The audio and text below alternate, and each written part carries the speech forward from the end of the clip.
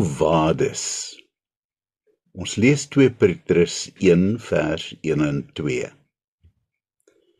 Dis die jaar 68 na Christus en Rome is in rep en roer. Bloeddorstige Romeine verlekker hulle self van die Colosseum, waar daar daagliks dosyne Christene wreedaardig aan hulle einde kom. Sommige lewendig opgevreet deur leeu's, ander word weer deur gladiators vermoor, ten aanskoue van 'n juigende skare wat hulle aanpor om die arme mense nog 'n wreder dood te laat sterf. Die Christene in die stad Rome moet 'n ondergrondse lewe lei.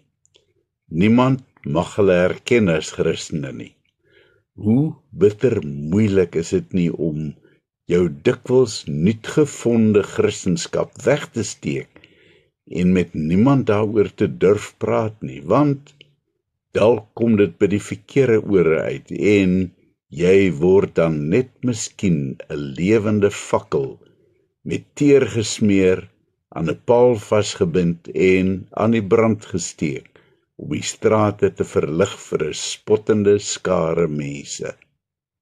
Om uit te vind of die persoon met wie jy staan en gesels ook 'n Christen is, het jy maar so ongemerk met jou kierie in die stand 'n visie geteken. Slegs Christene het hierdie teken herken. Die Griekse woord vir vis is ichthus, en dit spel die eerste letters vir Jesus Christus, Seun van God, Verlosser in Grieks. Natuurlik is Petrus ook elders in die stad. Hy kruip weg vir die Romeine, maar dikwels waag hy sy lewe om die evangelie te verkondig, onverskrokke soos ons hom leer ken het. Maar nou begin dit heeltemal te gevaarlik raak. Sy vriende het hom al by verskeie geleenthede gewaarsku om liewer te vlug, want Nero soek sy bloed. Nou is dit dalk 'n baie goeie tyd om die hasepad te kies, want die wrede keiser is ergens op reis in Griekeland. Petrus pak sy karige besittings en dan begin hy stap. Waarheen? Net weg uit hierdie verskriklike stad uit.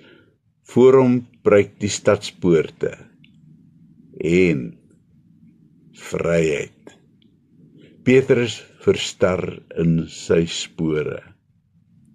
In die stadspoort sien hy vir Jesus, sy meester van baie jare gelede.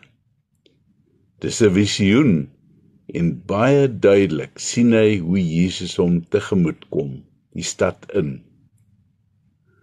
Quo vadis, Dominee?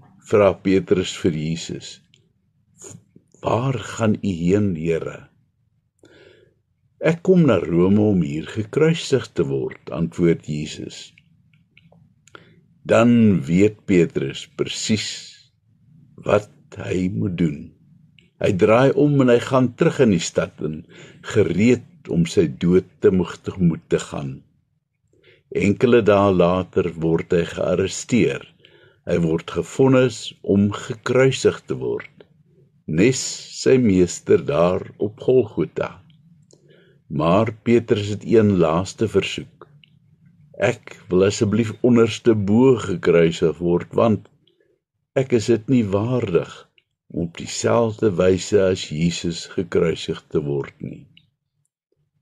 Petrus se laaste versoek word toegestaan, en so word hierdie man van God, vriend van Jesus, rots, waarop die kerk gebou is, onderste bo aan 'n kruishout vasgespyker, om daar in onmenslike pyn die dood tegemoet te gaan. So lui die Quo vadis legende. Of dit waar is, sal ons nie weet nie, maar dit is 'n oorlewering wat vir die waarheid vertel word, en beslis 'n baie mooi verhaal. Petrus het sy tweede brief geskryf, slegs 'n kort rukkie voor sy wrede dood. As 'n mens daaraan dink dat hy in doodsangs geleef het terwyl hy hierdie brief skryf, dan is dit 'n merkwaardige brief, propvol lewenslus, hoop en liefde. Dit maak nie sin nie. As dit ek was, het jy beslis my selfbejammering elke dag in my briewe gelees. Petrus begin hierdie brief deur homself bekend te stel as Simon Petrus. Waarom dan nie 2 name? As ons gaan delf in sy geskiedenis, sien ons 2 mense. Aan die een kant die oorhaastige, impulsiewe disipel van Jesus, en aan die ander kant die Petrus rots wat bely dat Jesus die seun van God is. Ons onthou die Simon wat in doodsangs vir die diensmeisie gelieg het, dat hy nooit vir Jesus geken het nie. Maar ons onthou ook vir Petrus wat later onverskrokke die evangelie verkondig het, en selfs die Joodse raad aangevat het hieroor. In hierdie brief verduidelik Petrus self vir jou hoe om 'n Simon na 'n Petrus te verander. Dit kan werklik gebeur. Maar daar's 'n kloof tussen my en Petrus. Hy het dan vir Jesus persoonlik geken. Hy was 'n apostel en hy het selfs op water geloop. Waar kom ek dan in? Ek en jy het presies dieselfde kosbare geloof as Petrus. Geloof was die groot krag in Petrus se lewe, en deur die werk van die Heilige Gees sien ons hoe dat Petrus groei en uitstyg in sy geloof. Ek en jy kan op presies dieselfde manier groei, want dieselfde Heilige Gees gee ons die krag. En natuurlik het ons ook vir Jesus elke dag by ons.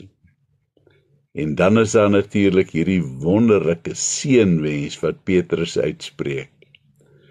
Mag daar vir julle genade en vrede in oorvloed wees, deur julle kennis van God en van Jesus ons Here. Wat 'n wonderlike wens vir enige mens se lewe. Maar die wonderlike is dat dit nie maar net 'n wens of 'n versigtiging is nie.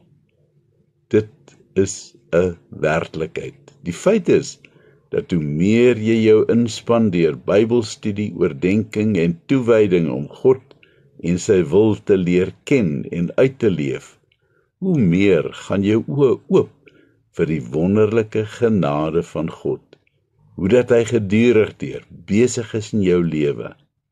As jy dit begin ervaar, dan kry jy ook daardie wonderlike vrede, want jy weet dat God in alle omstandighede by jou is, en dat niks, absoluut niks, jou van God se liefde kan skei nie.